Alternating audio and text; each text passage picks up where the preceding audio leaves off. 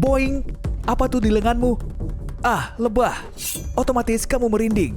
Sakit, gatal, menyebalkan, dan mengerikan. Kita semua pernah merasakannya. Jadi semua perasaan tadi muncul saat lebah menusuk sengat tajamnya ke kulitmu dan melepaskan senyawa racun. Racun ini mengandung protein penyebab rasa sakit yang dapat memengaruhi imun tubuh dan sel kulitmu. Tapi itu tidak sebanding dengan nasib si lebah, si kecil yang malang. Setelah beberapa jam kamu akan baik-baik saja, tapi si lebah nasibnya berbeda. Lebah madu jarang menyengat orang, kecuali saat merasa terancam atau kita mengganggunya. Masalahnya setelah menyengatmu, lebah tidak bisa menarik sengat tajamnya dari kulitmu. Satu-satunya cara untuk melepaskan diri adalah menanggalkan sengatnya. Sengat ini bukan cuma mekanisme pertahanan yang ampuh. Sengat juga mengandung bagian saluran pencernaan, saraf, dan otot lebah yang sayangnya vital bagi si lebah untuk hidup normal. Jadi, setelah kehilangan semua itu, makhluk mungil ini tidak akan bertahan hidup. Hiks, kasihan sekali kamu. Terlepas dari itu, lebah itu binatang yang keren loh. Mereka punya 5 mata, 2 pasang sayap, dan 6 kaki. Lebah punya insting bertahan hidup yang sangat baik dan sudah menjelajah bumi sekitar 130 juta tahun dan masih terus bertambah. Entah spesies prasejarah apa saja yang pernah mereka sengat. Sebagian besar lebah yang ada di sarang adalah lebah pekerja. Dan yang paling besar disebut ratu. Dia menghasilkan sekitar 2.000 telur per hari. Banyak juga ya. Rata-rata sarang berisi 50.000 ekor lebah. Dan mereka mati setelah 1 kali menyengat. Merasa sakit dan gatal sebentar kayaknya nggak apa-apa lah ya kalau cuma ada 1 lebah di lenganmu. Bayangkan seisi sarang lebah hinggap di tanganmu. Lebah mungkin terlihat terbang tanpa tujuan atau hanya mengandalkan penglihatan mereka untuk menentukan arah. Tapi serangga keren ini sangat terorganisir dan mengandalkan sistem transportasi super kompleks. Bayangkan kamu membuat rencana wisata lintas pulau, tapi tidak ada jalan di petamu.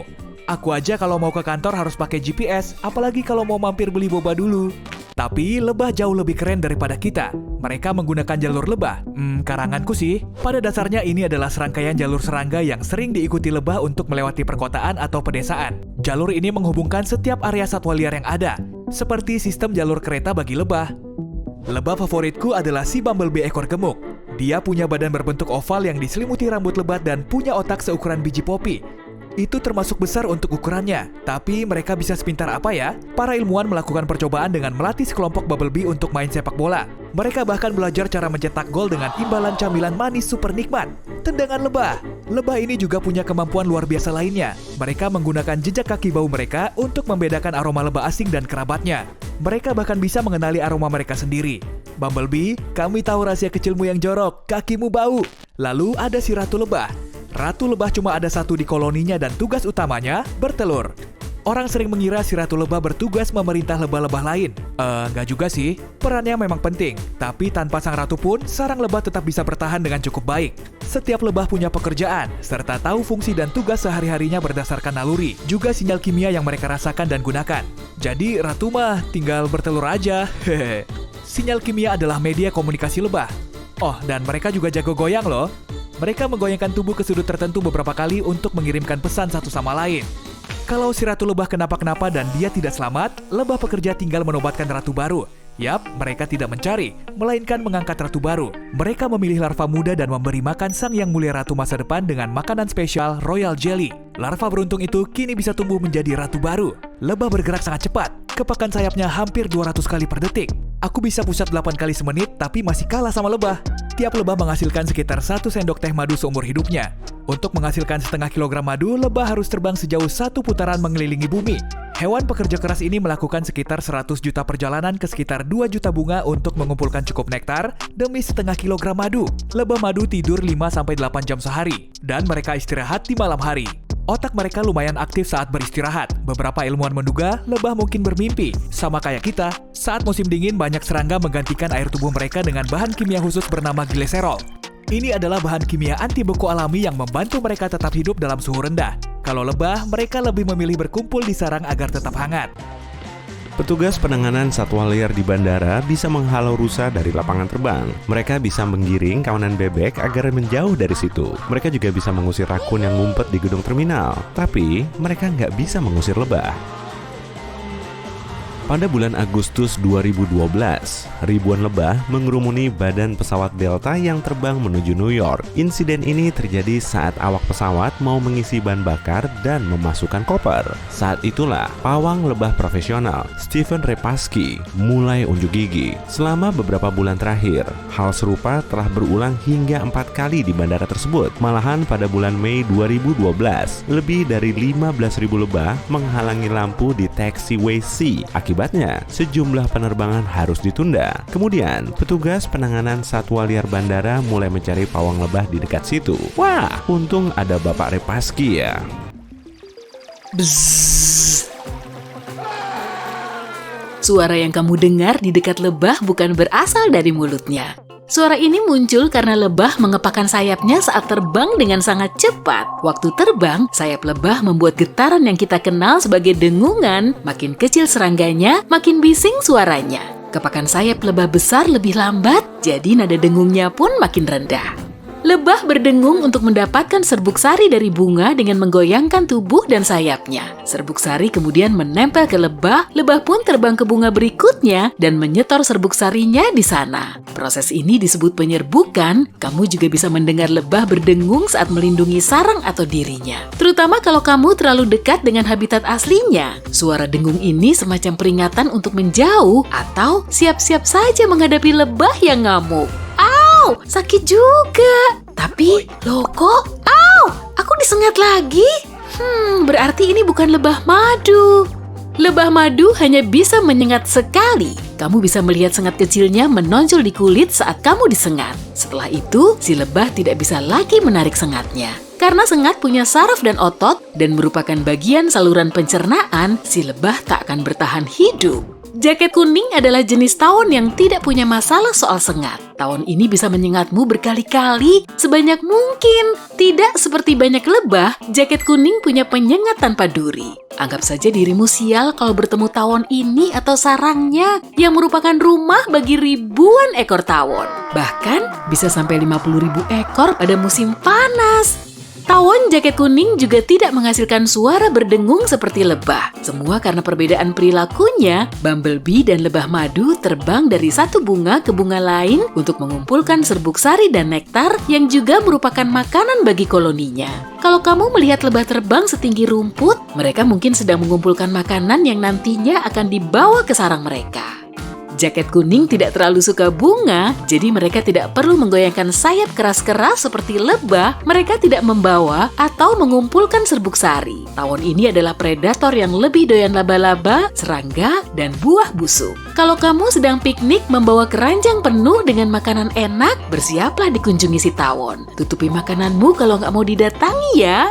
Waktu paling aktif tawon adalah pada akhir musim panas dan awal musim gugur. Tawon membentuk koloni pada musim semi. Seekor ratu tawon melakukannya sendiri. Awalnya, dia harus bertahan dalam kondisi musim dingin yang keras. Setelah itu, dia bertelur. Koloninya kemudian tumbuh selama musim semi dan musim panas. Saat musim dingin tiba, ratu lama selesai bertugas. Jadi, dia bisa memberi mahkotanya ke ratu baru yang akan memulai siklus berikutnya. Sementara tawon yang lain tidak bertahan.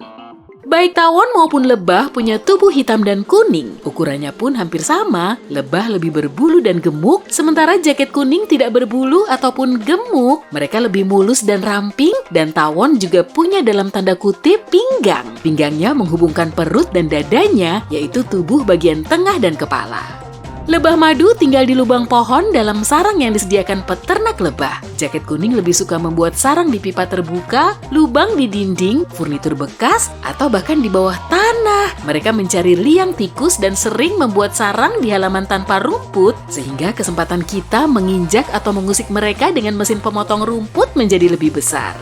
Jaket kuning jauh lebih agresif dan kejam dibanding lebah karena mereka adalah predator dan punya naluri yang kuat untuk melindungi sarang mereka. Mereka cenderung mengejar orang yang mengganggu dan akan mengikutimu sampai jauh kalau perlu. Mereka rela melewati semua rintangan dan menunggu waktu. Saat melarikan diri dari tawon ini, jangan masuk ke air dan menyelam ya, karena mereka akan dengan sabar menunggumu kehabisan napas demi bisa balas dendam. Jangan juga berlari dengan panik sambil melambaikan tangan. Mereka mungkin akan lebih cepat dan jauh lebih kesal karena menganggapmu ancaman. Cukup angkat tanganmu dan lindungi matamu. Lalu mulai bergerak perlahan. Lebah madu menyengat saat tak punya pilihan lain. Sifat alaminya pecinta damai, baik lebah maupun tawon tidak menyerang jika merasa tidak terancam. Tapi jaket kuning jauh lebih mudah terprovokasi dibanding lebah. Saat melihat sesuatu yang mereka anggap berbahaya, mereka melepaskan bahan kimia tertentu yang memperingatkan koloninya. Dan mereka semua akan mengejarmu. Tawon bisa membuat sarang dari kertas. Pertama, mereka mengunyah potongan-potongan kulit kayu, lalu melepehnya. Itulah cara mereka membuat kertas kasar. Meski tampilannya sama, tawon bisa saling mengenali lewat pola wajah unik yang mereka punya. Wajahnya punya beragam warna, termasuk hijau, biru, merah, dan oranye. Serangga terkecil di dunia adalah tawon parasit yang sering disebut fairy fly, yang jantannya buta, tidak bersayap, dan panjangnya cuma 0,13 mm.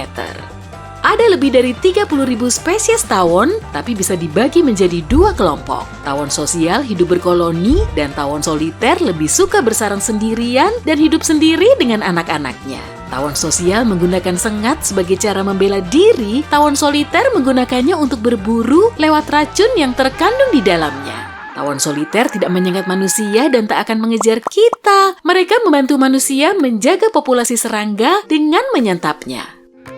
Tawon sarang lumpur adalah kerabat dekat semut. Semut sendiri berawal dari semacam tawon predator, tapi semut lebih dekat dengan lebah daripada tawon sosial dan punya pohon keluarga yang sama. Semut telah menyebar ke seluruh tanah kering bumi, mengisi hampir setiap ekosistem yang ada. Terdapat lebih dari 10.000 triliun semut di planet kita. Sebuah penelitian di hutan hujan Brazil mengatakan massa keseluruhan semut yang hidup di sana sekitar 4 kali lebih besar daripada massa semua reptil, mamalia, dan amfibi jika digabungkan. Nah, ini dia fakta serunya. Cuma lebah betina yang bisa nyengat. Lebah jantan besar pun nggak punya penyengat sama sekali. Sebetulnya, penyengat merupakan modifikasi dari organ penghasil telur. Ratu lebah juga punya penyengat. Lebah ini lebih besar dari lebah pekerja biasa. Dan ukuran rata-ratanya sekitar 2,5 cm atau 2 kali lebih besar dari lebah pekerja. Karena bertubuh bongsor, ratu lebah sering dianggap punya sengatan yang paling sakit. Oke deh, kita cari tahu dulu yuk. Ratu lebah jarang menyengat karena tugasnya berdiam diri di dalam sarang. Lebah ini memiliki peranan paling penting di dalam koloni karena cuma sang ratu yang bisa bereproduksi. Ratu lebah punya 2 tugas utama di dalam sarang. Pertama, memproduksi aroma kimia yang membantu menyatukan lebah lain agar mereka bisa bekerja sama. Kedua, menghasilkan banyak telur hingga 2.000 butir setiap hari. Sang ratu dikelilingi lebah pekerja yang selalu memenuhi kebutuhannya. Mereka memberinya makanan. Pekerja pendamping juga ngumpulin feromon sang ratu, kemudian menyebarkannya agar mereka nggak nyari ratu baru. Tapi, meskipun jadi ketua sarang dan bertubuh paling besar, lebah ratu nggak begitu jago nyengat. Penyengat lebah biasa dilengkapi dengan duri. Jadi saat dipakai untuk menyerang, penyengat ini akan nyangkut di kulit kita hingga sulit digerakkan. Di dalamnya juga terdapat bisa berbahaya yang dipenuhi dengan protein. Makanya, bisa ini mampu menimbulkan sensasi nyut-nyutan tiada tara. Malahan, bisa mempengaruhi sistem imun dan sel kulit. Penyengat terus memompakan bisa ke dalam tubuh selama lebih dari 10 menit atau sampai terlepas dari kulit. Tapi nggak seperti lebah pekerja. Ratu lebah jarang banget keluar sarang. Tugas utamanya cuma bertelur. Lebah lain di dalam koloni harus melindungi sarang dan ratunya. Karena itu lebah pekerja memiliki penyengat yang paling kuat. Dengan begini, mereka bisa ngusir bahaya yang mungkin datang. Sang ratu cuma perlu membela dirinya dari ratu saingannya. Ia nggak perlu memiliki penyengat ampuh dan daya sengatnya nggak begitu wah karena durinya nggak nancep di kulit kita hingga bikin sensasi menyakitkan. Mungkin kita bisa bernafas lega ya dengan fakta ini, tapi jangan terlalu senang dulu. Lantaran penyengatnya nggak begitu ampuh, sang ratu bisa nyengat kita sampai berkali-kali. Penyengatnya ini nempel di saluran pencernaan, saraf, dan ototnya agar ia bisa hidup normal. Saat menyengat, lebah pekerja nggak bisa menarik penyengatnya karena di dalamnya terdapat duri. Dan parahnya lagi, mereka nggak bisa meloloskan diri dari senjatanya sendiri. Kalau penyengat sang ratu sih beda lagi, karena durinya nggak nancep di kulit. Lebah ini nggak perlu mengalami efek negatif. Tapi tetap aja sih, sang ratu cuma akan menyengat kalau di dekatnya nggak ada pengawal. Peristiwa seperti ini sangat jarang terjadi. Tapi bagian tubuh mana ya kalau disengat lebah akan paling kerasa nyut-nyutan? Michael Smith udah mencari tahu soal ini loh. Setelah disengat lebah di 25 bagian tubuhnya, dia menilai masing-masing sengatan dalam skala 1 sampai 10. Menurutnya, area terlembut di tubuh kita adalah cuping hidung yang skalanya 9/10. Kemudian, diikuti dengan bibir atas dengan skala 8,7/10. 3 area yang paling nggak sakit saat disengat lebah meliputi tengkorak, ujung jari kaki tengah, dan lengan atas yang semuanya berskala 2,3/10. Oke, balik lagi ke sang ratu. Gimana ya asal mulanya lebah biasa mendapat gelar sebagai ratu? Gelar ratu jarang banget tergantikan, karena lebah ini bisa hidup selama 5 tahun. Sedangkan lebah pekerja biasanya cuma bertahan selama 6 mingguan. Tapi kalau sang ratu telah mati atau pindah ke sarang lain, koloninya perlu ratu pengganti. Proses ini membutuhkan bantuan royal jelly yang dihasilkan oleh lebah perawat di kepala mereka. Mereka ngasih royal jelly ini ke larva lebah yang baru menetas. Makanan super ini mengandung banyak zat bermanfaat seperti vitamin B, protein, hormon, dan gula. Setelah 3 hari, para lebah pekerja menyeleksi larva yang akan terus dikasih royal jelly. Sedangkan larva lain cuma mengasup makanan yang kurang bernutrisi. Royal jelly bisa memicu fase perkembangan baru pada lebah muda, terutama menumbuhkan organ khusus yang diperlukan untuk bertelur. Tapi kebanyakan orang masih belum tahu proses ini. Sebagian ilmuwan mengklaim bukan royal jelly yang bikin lebah menjadi ratu, melainkan karena makanan yang diasup sang ratu nggak mengandung zat kimia dari tumbuhan alami. Meskipun asal muasal lebah khusus ini nggak diketahui secara jelas, kita bisa paham kenapa jumlahnya cuma 1. Saat ratu pertama muncul, ia akan mencari lebah lain yang juga diberi makan royal jelly. Lalu, sang ratu mulai menyingkirkan saingannya itu. Pasti seru nih kalau ada banyak ratu yang muncul bersamaan. Akan ada pertarungan hingga tersisa 1 ratu saja. Lebah lain di dalam sarang juga punya tugas penting, termasuk mencari makan, menjaga larva muda, dan bikin sarang. Sedangkan lebah jantan bertugas mengawini sang ratu. Di luar masa ini, mereka akan mengasup cadangan madu tanpa melakukan tugas lain. Sementara, lebah betina atau lebah pekerja menjalankan tugas lain seperti bersih-bersih sarang, ngurusin larva, ngejagain ratu, ngumpulin madu, bikin sel, nyari makan, ngejagain sarang, menyerbuki bunga, dan ngasih makan lebah jantan. Semua lebah tahu tugasnya masing-masing. Dengan hormon khusus, mereka mengaktifkan area genetik yang menginfokan tugas yang perlu mereka lakukan dan waktu spesifiknya. Sepanjang hidup, lebah punya 4 fase tugas. Fase pertama dimulai sejak 3 minggu setelah menetas. Saat inilah mereka bisa ngebersihin sel dari sarang. 3 hari kemudian, mereka memasuki fase kedua. Di fase ini, mereka perlu ngasih makan lebah lain selama sekitar 1 minggu. Kemudian, mereka memasuki fase ketiga. Lebah mulai pindah menjauhi pusat sarangnya untuk membantu lebah lain. Mereka bikin sarang dan ngejagain pintu masuknya. Fase ini juga berlangsung selama seminggu. Setelah itu, lebah memasuki fase keempat atau fase terakhir. Saat inilah mereka mulai nyari makanan. Inilah fase yang paling membahayakan bagi lebah. Mereka harus keluar sarang untuk nyari serbuk sari, kemudian membawanya pulang untuk dikasihin ke koloninya. Mereka juga meninggalkan jejak bau pada bunga yang sudah mereka sentuh saat mengumpulkan serbuk sari. Lebah pertama kali muncul di bumi 130 juta tahun lalu dan sudah hidup lebih lama dibanding dinosaurus. Yang membantu lebah bertahan begitu lama adalah struktur sosialnya yang sangat kompleks dan kerja tim. Tiap lebah punya peran dan tanggung jawab. Sebagiannya membangun dan memperbaiki rumah, beberapa lebah melindungi, sementara yang lain membersihkan sarang dan mencari makanan. Tapi gimana kalau kamu bisa menyelinap ke sarang lebah dan mengenal lebih dekat sistem dunia lebah? Kira-kira apa ya yang ada di sana? Entah kenapa mudah bagimu untuk melewati para penjaga. Tapi kalau kamu adalah lebah dari koloni lain, mereka takkan membiarkanmu masuk begitu saja. Lebah penjaga terlihat agak seram. Mereka berdiri menggunakan 4 kaki belakang di gerbang sarang, sementara kaki depannya terangkat di udara. Lebah ini mengecek semua serangga yang mau masuk dengan antena dan kaki depannya. Tiap sarang punya aroma tersendiri dan para penjaga bisa tahu mana anggota koloni mereka dengan mencium baunya. Hanya lebah yang tinggal di sarang mereka yang boleh masuk.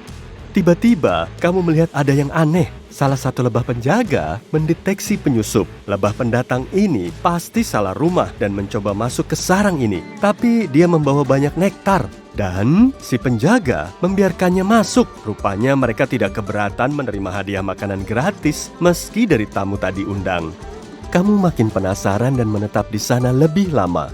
Sarang lebah hanya punya 1 gerbang. Kamu menyadari dinding di sekitarnya agak aneh. Begitu dilihat dari dekat, kamu sadar ada lapisan tipis suatu zat di sana. Ini propolis, resin tanaman solid yang diproduksi oleh lebah. Propolis membantu melawan infeksi dan menyembuhkan beragam masalah kesehatan. Saat berjalan lebih dalam, kamu melihat banyak sekali sarang madu. Sarang madu merupakan sel-sel heksagonal padat yang terbuat dari lilin lebah. Lebah memakainya untuk menyimpan makanan berupa serbuk sari dan madu. Lebah juga menaruh telur, larva, dan pupa di sana. Sarang madu menempel di dinding sarang. Semua membentang dari atas ke bawah dan bahkan melekat ke bagian samping. Tapi kamu melihat lorong sempit di sepanjang tepi sarang madu. Lebah menggunakannya untuk berjalan di dalam sarang. Kamu mungkin bisa masuk ke salah satu terowongan ini. Setelah berjalan-jalan singkat, kamu kini tahu bahwa lebah menyimpan madu di bagian atas sarang. Di bagian bawah ada lubang yang berisi serbuk sari. Kemudian ada lubang yang digunakan untuk menyimpan telur calon lebah pekerja. Dan di bagian paling bawah ada telur drone. Tujuan utamamu tentulah melihat ratu lebah, tapi menemukannya tidak semudah bayanganmu. Pertama, kamu bertemu banyak lebah lain. Kebanyakan adalah pekerja. Sebagian besar populasi sarang terdiri dari lebah pekerja dan semuanya betina. Masing-masing pekerja punya tugas sendiri. Yang paling umum adalah mencari makan. Kamu melihat seekor lebah keluar dari sarang. Jadi, kamu mengikutinya. Tunda dulu mencari ratunya. Kamu ingin melihat cara lebah mengumpulkan makanan untuk koloninya. Lebah itu berdengung di depanmu. Setelah hinggap di beberapa bunga, dia tiba-tiba mulai bergoyang sambil melayang di satu tempat. Itu tarian lebah yang terkenal. Begitulah cara lebah berkomunikasi. Setelah pencari makan menemukan persediaan nektar yang sempurna, dia mulai melakukan tarian tertentu. Tarian itu terdiri dari serangkaian garis lurus dan angka 8. Selama menari, lebah juga menggoyangkan sayapnya. Durasi tarian ini menentukan jarak tempat nektar dari sarangnya. Setiap 75 milidetik berarti lebih jauh 100 meter. Sementara intensitas tariannya bergantung pada jumlah sumber nektar. Makin kuat, makin banyak nektar yang dia temukan. Nah, sudut tarian juga punya arti sendiri. Ini menunjukkan arah nektar dari matahari. Lebah yang kamu ikuti menemukan banyak nektar, sebab tariannya heboh sekali. Tiba-tiba, dia terbang kembali ke sarang. Kamu mengikutinya. Di sana, lebah itu melakukan tarian goyang di depan lebah pekerja lain. Beginilah cara dia memberitahu lebah lain untuk segera mulai bekerja. Kamu memutuskan untuk tinggal di sarang dan menonton apa yang akan terjadi. Tak lama mereka kembali. Mereka membawa pulang banyak nektar yang perlu diolah menjadi madu. Lebahmu melakukan tarian getar kali ini. Dia mengguncang kakinya sehingga tubuhnya gemetar. Tarian kecil ini membuat pekerja lain mulai memproses nektar. Kamu memutuskan untuk melanjutkan pencarianmu. Kamu kembali masuk ke sarang dan berjalan melewati lorong-lorong kecil. Kamu tiba di lubang tempat lebah pekerja memulai hidup mereka sebagai telur. Lebah butuh 21 hari untuk berkembang dari telur menjadi lebah pekerja dewasa. Tugas pertama lebah pekerja baru ini adalah membersihkan lubang tempat dia tumbuh. Lubang ini kemudian menjadi tempat berkembang telur baru. Dan si lebah merawat telur ini. Kemudian ia memberi larva ini makanan dan menjaganya tetap hangat. Dalam tahap selanjutnya, saat berumur sekitar 12-20 hari, lebah muda ini mulai melakukan tugas-tugas di dalam sarang. Dia menghasilkan lilin, menyimpan serbuk sari dan nektar, membangun sarang, menjaga pintu masuk, dan sebagainya. Saat memasuki usia 20 hari, dia menjadi pencari makan. Dia mencari dan mengirimkan serbuk sari, nektar, dan resin pohon untuk membuat propolis. Lebah ini juga membawa air untuk minum dan mendinginkan sarang. Saat lanjut berjalan, kamu melihat sesuatu yang mirip kamar rumah sakit. Di sana, lebah pekerja merawat mereka yang sedang sakit. Sang dokter dalam tanda kutip membawakan berbagai jenis madu, tergantung infeksi yang pasiennya alami. Jika tidak ada cara lain, mereka mengeluarkan si lebah yang sakit dari sarang. Fungsinya adalah mencegah seluruh koloni mereka ikut sakit. Kemudian, ada juga lebah pengendali suhu. Suhu di dalam sarang biasanya sekitar 35 derajat Celcius. Sangat penting untuk menjaganya, jangan sampai lebih panas atau lebih dingin. Kalau tidak, telur di sana takkan menetas. Kamu melihat sekelompok lebah dan langsung tahu merekalah lebah pengendali suhu. Rupanya, suhu di sarang sedang turun. Dan sekarang, mereka berusaha menghangatkannya. Mereka bergetar dengan gerakan tertentu yang meningkatkan suhu tubuh mereka. Dan kamu bisa merasakan udara di sekitarmu menjadi sedikit lebih hangat. Kalau mau mendinginkan sarang, mereka akan mengumpulkan tetesan air. Kemudian mereka membawa air ini di punggung. Setelah sampai di sarang, lebah pengendali suhu akan berdengung dengan sangat cepat, membuat air ini menguap dan menurunkan suhu.